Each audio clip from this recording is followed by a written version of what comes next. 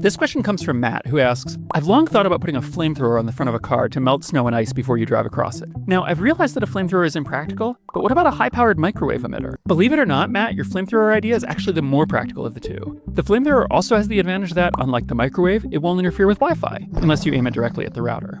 I originally researched this question in the winter of 2015, when Boston was buried under a truly ridiculous amount of snow. We'd had more snow in 30 days than Anchorage, Alaska usually gets in an entire winter. Our transit system had broken down and our roofs were collapsing. The mayor gave a press conference in which he actually announced, I don't know what to say to anybody anymore, hopefully it will stop eventually. So snow removal was on our minds. However, snow is hard to melt. Your microwave idea certainly sounds like it should be more practical than a flamethrower because microwaves are clean and efficient. After all, we don't use flamethrowers in our kitchens, usually. But there is a big problem. Microwaves heat liquid water very well, but they work very poorly on frozen water, which is one reason that defrosting food evenly in your microwave can be tricky. Fortunately, there are other ways to get energy into snow. In addition to your flamethrower suggestion, you could, for example, use infrared heat lamps or lasers. But whatever you use, you'll run into an even bigger problem. It takes an awful lot of energy to melt snow. Melting a gram of snow takes about 335 joules of energy. To put that another way, a 60-watt incandescent light bulb is capable of melting about a pound of snow an hour. Or if it's a 60-watt equivalent LED bulb, it's only capable of melting a pound of snow every 6 or 7 hours. Either way, this is a case where a light bulb does not represent a good idea.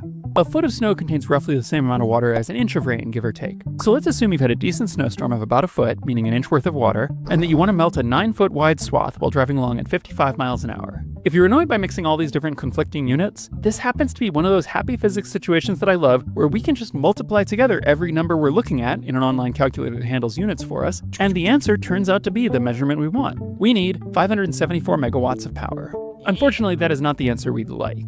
The nuclear reactor on an aircraft carrier, for example, produces less than 200 megawatts. To melt snow in front of your car, you'd need 3 of those, which could lead to its own problems. What about your original flamethrower idea? Gasoline may have a phenomenally high energy density, but it is not high enough. No matter how big the tank on your flamethrower is, you'll run out of fuel constantly. Gas mileage in the US is often measured in miles per gallon of gasoline. With your flamethrower guzzling fuel, your mileage would be about 17 feet per gallon, and you'd be using up fuel at a rate of almost 5 gallons per second. You'd probably be better off dropping the melting idea entirely and taking a cue from rail agencies who use jet engine-powered snowblowers to clear train tracks. In the end, it's easier to just move the snow out of your way. So it turns out Matt was right about the flamethrower being impractical. Although, if you're not careful with the jet engine snowblower, you might run into a different problem.